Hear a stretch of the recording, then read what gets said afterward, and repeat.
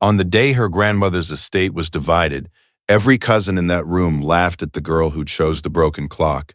It didn't run. It hadn't run in years.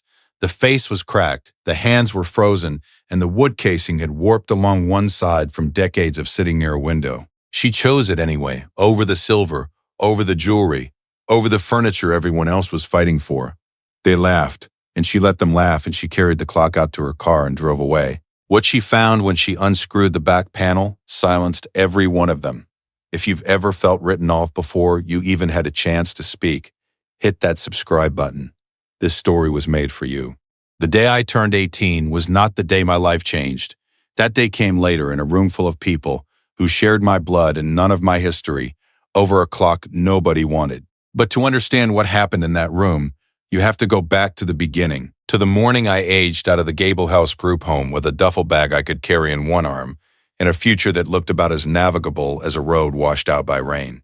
Mrs. Albright ran Gable House the way someone runs a thing they have stopped believing in. She was not cruel. Cruelty would have required more energy than she had left. She was efficient, which was in some ways worse because efficiency doesn't leave room for the kind of pause a person needs when they are 18 years old and being handed the entirety of their existence in a canvas bag. She had a desk. I had a chair across from it. On the desk was a manila envelope and an expression that had somewhere between tired and finished. Inside the bag, 2 pairs of jeans, 4 t-shirts that had belonged to other girls before me, a dog-eared paperback field guide to wildflowers I had found under a bunk bed 3 years ago and kept, and a photograph. The photograph was of my grandmother. Her name was Lena Vance. She was standing at the counter of what I would later understand was her own kitchen, rolling out dough on a floured board, looking over her shoulder at whoever held the camera with an expression that was not quite a smile, but was everything a smile comes from. Mrs. Albright slid the envelope across the desk. Inside it was $320 in a rubber-banded stack and a slip of paper with a shelter address. She said, "You'll want to check in by 6. They close the intake at 6. And her eyes were already moving to the file on the edge of her desk. I said, "Thank you." I don't know why I said thank you. I said it the way you say things when you're operating on the last available surface of yourself. Outside it was raining, the soft, gray, punishing kind that doesn't commit to being a storm, but refuses to stop. I stood under the overhang of the Gable House entrance and looked at the street and listened to the water coming off the roof gutter, and I thought about my grandmother and about the one time I had been brought to see her when I was 11, a supervised visit at a diner 2 towns over, and how she had held both my hands across the table and said something I had not understood at the time. She said, "Hannah, I have put something away for you, something they can't touch. Remember that." I had been 11. I had not known what to remember. I found out what she meant 4 days later when a letter arrived for me at the shelter, forwarded from Gable House, from an attorney's office. The return address said, Finch and Associates, Harrow County. I had no idea what was in that envelope. I had no idea it was about to rearrange everything I thought I knew. Mr. Alistair Finch was the kind of man who seemed to have been assembled at an earlier and slower period of history. He had white hair combed neatly back, a neat white beard trimmed close, and he wore his glasses low on his nose in the way of a man who has decided that looking over them is more efficient than looking through them. His office on the 2nd floor of a narrow building on Clement Street smelled of old paper and something like furniture polish. The kind of smell that accumulates over decades of the same person sitting in the same chair, dealing with the weight of other people's lives. He did not offer condolences about my grandmother. He had probably learned that condolences in his position were a form of arithmetic error, adding feeling to a situation where feeling was already running past capacity. He simply unfolded a document and walked me through it in his dry, measured voice, like gravel turned slowly at the bottom of a shallow pan. My grandmother, Lena Vance, had died 4 months prior. She had been a resident of Harrow County for 53 years. Her estate included a parcel of land, 80 acres, situated at the northern edge of the county on a road called Calver Mill Road, and a farmhouse in condition he described as requiring significant attention. She had also left a personal effect. He slid a small tagged item across the desk in a zipper bag. Inside the bag was an iron key, old-fashioned, substantial, with a tag that read, Hannah, main door. The outstanding fee to transfer the deed into my name was $1, $1. He also told me there was a standing offer on the property from a company called Titan Holdings, the figure being $4,000. He said it with no inflection, the way you read a number from a column that already has other numbers in it. $4,000, he said, was substantially below assessed land value, but had been accepted in principle by a third party who had contested the estate. When I asked who the third party was, he paused in the way of a man choosing his next words, the way a person chooses footing on ice, and said it was a collateral family member who had subsequently been ruled without legal standing by the probate court. My cousin Deirdre.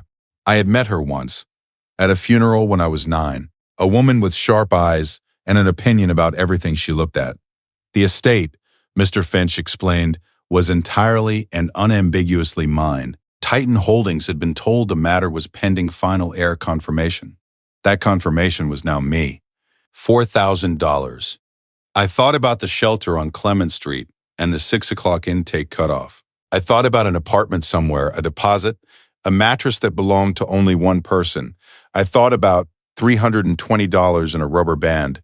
I looked at the iron key in the zipper bag. I'm not selling, I said, not until I see it. Mr. Finch looked at me over the top of his glasses for a long moment.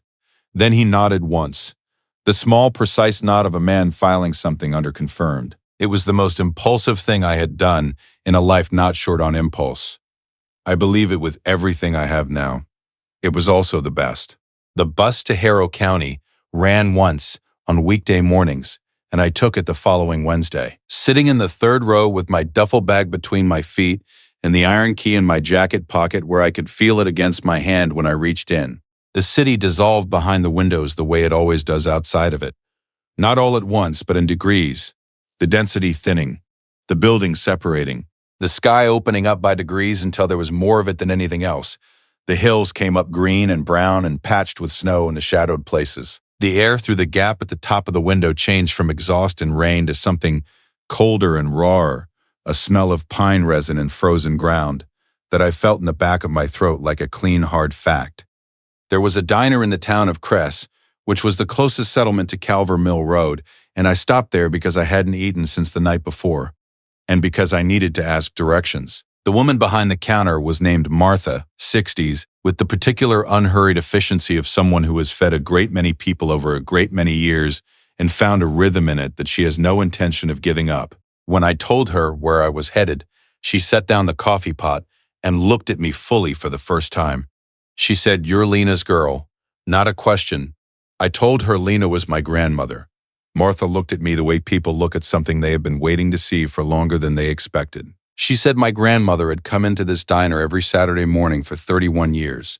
Always the same booth, always the same order, and that in all that time she had talked about me, the granddaughter she was keeping something safe for, the girl who was going to understand. She said it so simply that it didn't feel like sentiment. It felt like a handoff. She also told me the farmhouse road was the second left after the old grain silo, and that I should watch for the gate because the hinge had been broken for years and it swung outward instead of in. I found the gate. I found the road. I walked the half-mile to the farmhouse in the kind of cold that simplifies everything. Cold that makes the only question worth asking the immediate one. And when I came around the stand of bare birch trees and saw the farmhouse for the first time, the immediate question I asked myself was whether I had made a catastrophic mistake. It was standing, which was something. Beyond standing, the evidence for optimism thinned quickly. The porch had lost most of its boards. The paint, whatever color it had been, had retreated to flaking gray. 2 of the upstairs windows had been covered from the inside with cardboard. The front yard was solid frozen ground and dead grass, and 3 years of uncleared leaves. The chimney had a crack running up its left side that I could see from the gate. I stood there for long enough that the cold got into my hands and my jaw. Then I thought about Martha saying my grandmother had talked about me for 31 years, and I walked up to the door and I took out the iron key and I put it in the lock. The lock resisted. It ground and caught, and I worked the key back and forth for nearly a minute before the mechanism finally released with a sound like something that had been holding its breath. A deep metallic clunk, and the door swung inward.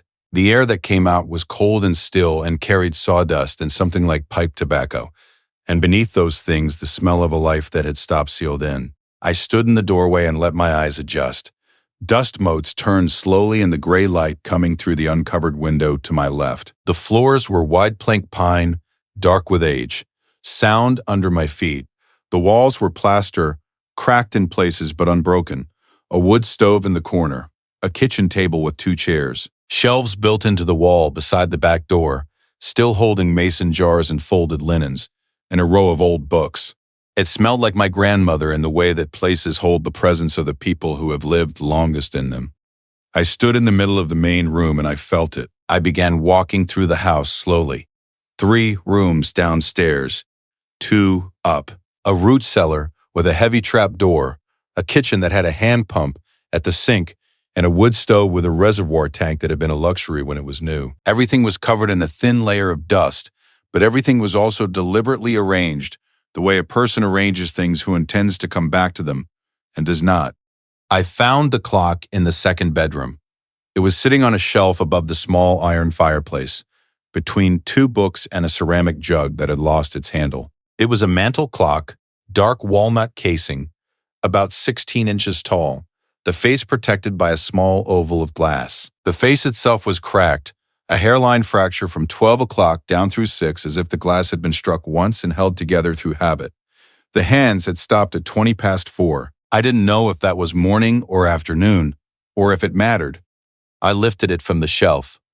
It was heavier than I expected, substantially heavier than a clock of its size should have been, or so it seemed to me then, though I had no particular experience with antique mantel clocks and had no way of being certain. I turned it over in my hands and looked at the back panel, which was a separate piece of walnut fitted into the casing with 4 small brass screws, each of them worn smooth but intact. I had the sense, which I cannot explain more precisely than this, that the clock was waiting, the same way the room was waiting, the same way the whole property seemed to be waiting, pitched slightly toward me, attentive. I set the clock on the bed and went back down to the kitchen, where I had seen a small tin on the shelf that turned out to contain, among other things, a flathead screwdriver. I carried it back upstairs. The 4 screws turned slowly, with resistance, but they turned. I removed the back panel and set it on the bed beside the clock. The mechanism was there, pendulum, mainspring, gear train, but packed around the mechanism, filling every available interior space, wrapped in oilcloth and fitted together with the patience of someone who had done it deliberately and carefully and wanted it to last, were rolls of currency, each roll bound with a rubber band. Each rubber band perished now, crumbling when I touched it, but each roll still intact. I counted the first one, $800. I counted the second, $600. I kept counting. My mind went quiet in a way I had not experienced before, a particular silence that is not peace, and is not shock, but is something in between, the silence of a thing that has not yet resolved into a feeling. When I finished counting, I sat back on my heels on the floor of my grandmother's spare bedroom, with my hands on my knees and the clock in front of me, and $26,000 in rolled currency spread across the bedspread, and I laughed. It came out wrong, thin and high and strange, bouncing off the plaster walls. Then it turned. The laughter turned the way a current turns in deep water. And what came up from under it was something I had no word for, a kind of grief and gratitude so intertwined I couldn't tell where one ended and the other began. I pressed my hands over my face, and I let it come, all of it, every bit of it that had been waiting since before I could put language to what I was waiting for. When it passed, I wiped my face and picked up the clock again and looked inside once more. In the very back, behind the pendulum pressed flat against the inside of the front panel, was an envelope, thin, sealed, addressed in my grandmother's handwriting. Hannah. I carried it downstairs to the kitchen table and I sat down and I opened it. Hannah, my love, if you are reading this, you chose the clock, which means you came to the house, which means you chose the land over whatever else they were offering you, and that tells me everything I need to know about who you have become. I want to tell you things I was never given the chance to say, and I am going to say them plainly because I am not a woman who was ever very good at saying difficult things decoratively. I loved you from the first moment I was told you existed. I have loved you every day since then, without interruption. You have your mother's eyes and your grandfather's jaw, and you have your own everything else, which is better than either of ours. I can tell you that, without hesitation. The reason I could not bring you to live with me was not the reason you were told. The reason you were told was that I was elderly and in inadequate health, and that the county had concerns about my capacity to provide a stable environment. None of that was true in the way they meant it. What was true was that a man named Gerald Parrish, who had been my neighbor for 11 years and who had worked for Titan Holdings under 3 different subsidiary names, had reported me to Child Services on fabricated grounds after I refused to sell him an easement across the southern parcel of this land. He had the ear of a county official. I did not. I fought for 2 years and I lost, and by the time I had grounds to appeal, you were already placed and settled, and I decided the disruption of moving you would cause more harm than the wound of staying. It was the decision I have turned over in my hands every day since.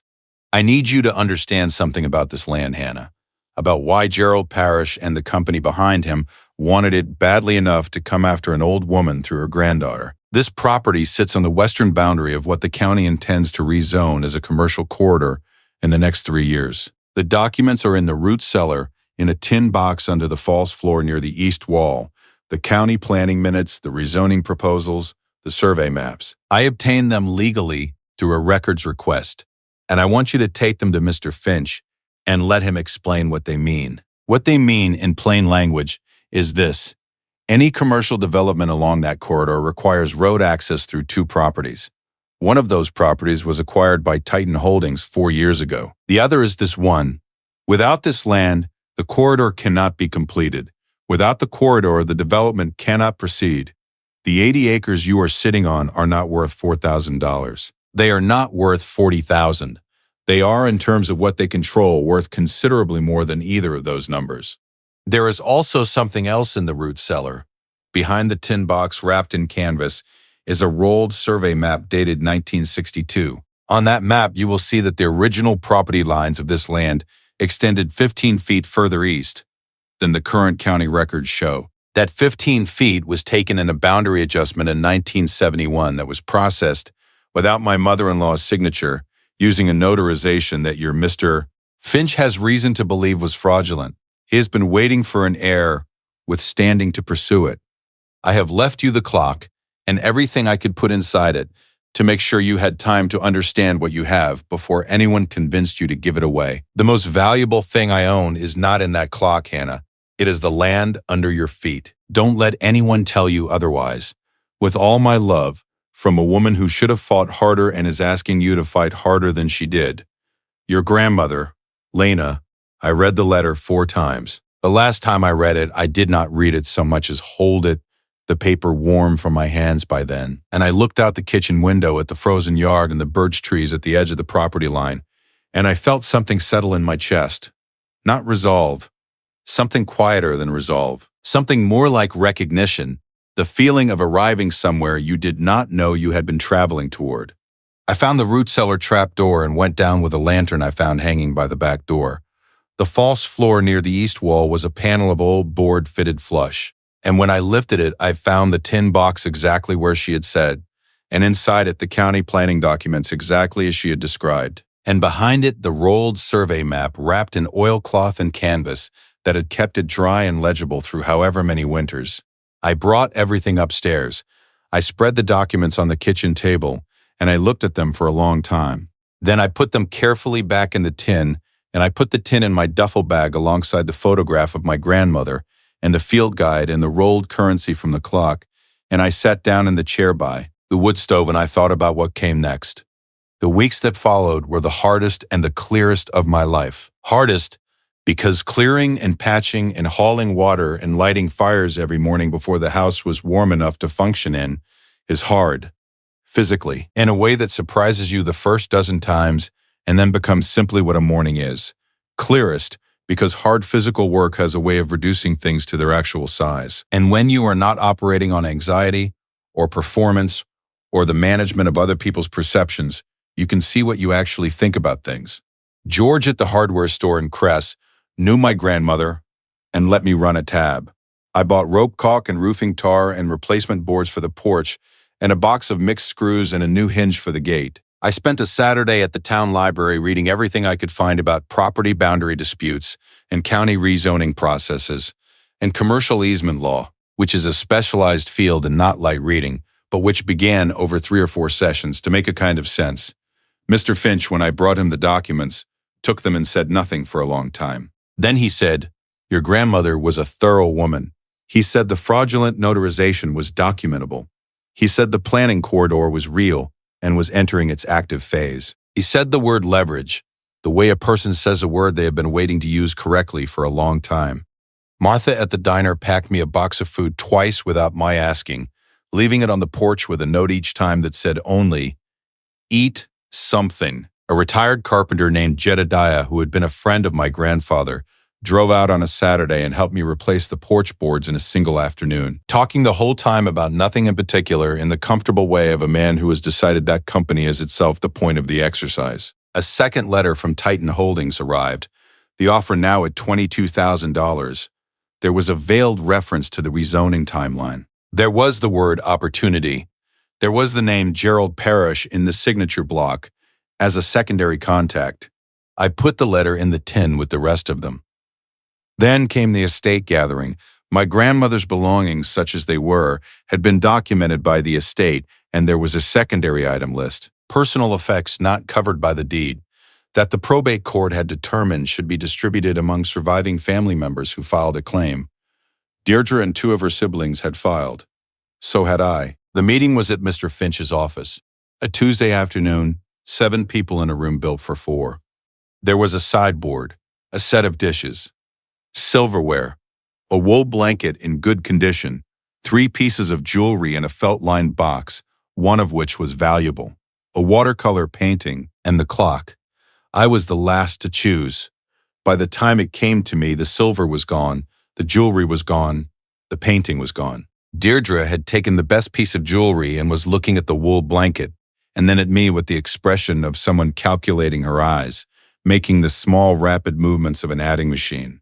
I looked at the clock. I said I wanted the clock. The room went still for exactly 2 seconds, and then Deirdre laughed. It was a short, sharp sound like a door slammed in a narrow hallway. The others followed in the way people follow a laugh when they are relieved someone else started it. Someone said something I couldn't fully hear. Someone else said, "The broken clock, good Lord." I picked it up from the sideboard and held it against my chest, and I did not say anything because there was nothing that needed saying. I thanked Mr. Finch, and I walked out.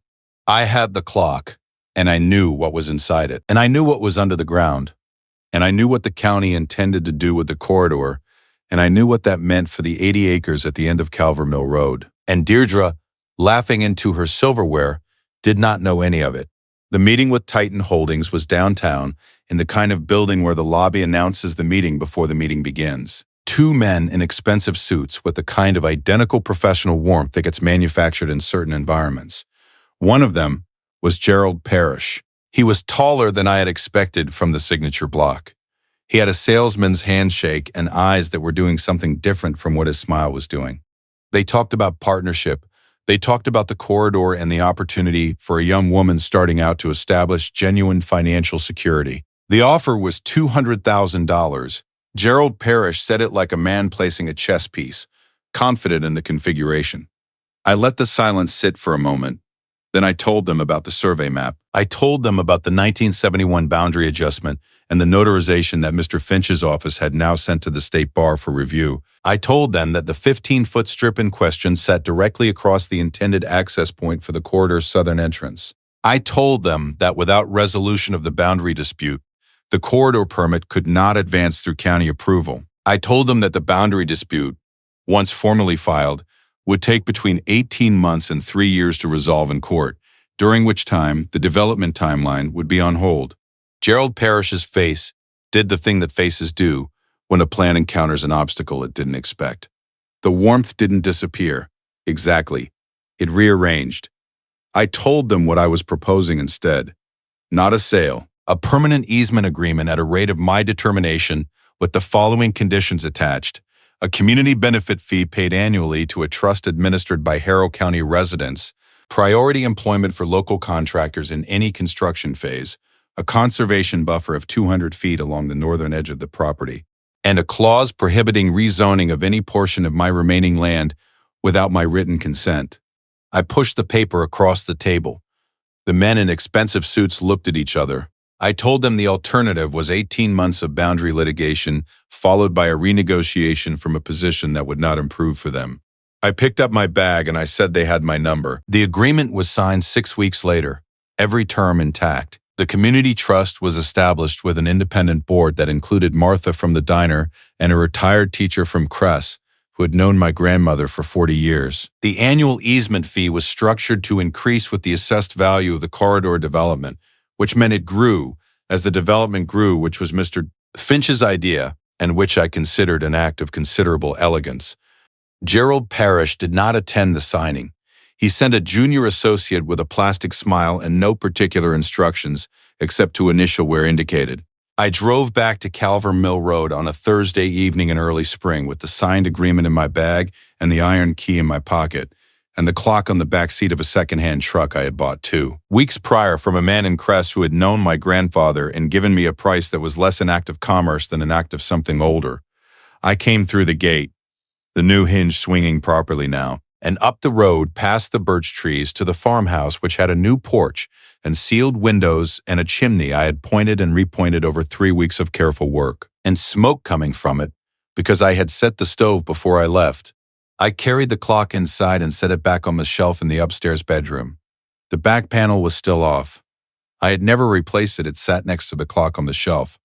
The screws lined up beside it, and the inside of the clock was empty and visible. The mechanism clean and ticking now, because a clockmaker in Cress had serviced it for $20 and a jar of preserves I had put up from the wild plums at the back of the property. It kept good time. I went downstairs and sat at the kitchen table and took out the photograph of my grandmother, the one from my duffel bag, the one of her at the kitchen counter rolling dough and looking back over her shoulder. I set it on the table in front of me and I looked at it for a long time. She was in her own kitchen in that photograph, at the same counter I was sitting 4 feet from, in the house I was sitting in, on the land that was now mine and protected and spoken for. I understood the look on her face now, the one that wasn't quite a smile but was everything a smile comes from. She wasn't looking at the camera. She was looking at whoever was going to be in that kitchen after her, understanding already that she would not be there to see it, choosing anyway to keep her hands in the flour and her eyes forward. It wasn't a farmhouse anymore. It was a home. It had always been a home. I just needed to get far enough inside it to understand that. I stand in that kitchen now sometimes in the early mornings when the light comes in low through the window above the sink, and the clock is running upstairs and the stove is warm and the fields are doing whatever the season asks of them. And I think about the clock, about how it sat on that shelf with everything inside it and a cracked face and stopped hands, and how every person in that room looked at it and saw a broken thing. How the most important assessment in any situation is the one that goes past the surface, that asks not what a thing appears to be, but what it actually contains. My grandmother knew something that took me the rest of that year to learn. Value doesn't announce itself. It doesn't come with clear glass and running hands. It comes warped and cracked and silent and heavier than you expected, and it asks you to be the kind of person who unscrews the back panel instead of walking away. I was mocked for choosing a broken clock. I think about that sometimes. I think about how the laughing stopped, and when it stopped, and what it was replaced with, and how quiet that room must have been in the days after. When the news about the easement agreement and the community trust and the corridor terms made its way through Harrow County the way news makes its way in small counties, which is thoroughly and without mercy, I do not think about it with satisfaction. I think about it with something more like recognition. That this is how it works. That the thing they laugh at is often the thing they did not look at closely enough. If you have ever been handed the broken version of something and been tempted to leave it behind because it was too heavy or too silent or too cracked to look like what you needed, this story is yours. If you have ever felt like the room was laughing at your choices, this story is yours. Tell me in the comments, what is the broken thing in your life that turned out to be exactly what you needed? I read every single one. Thank you for listening.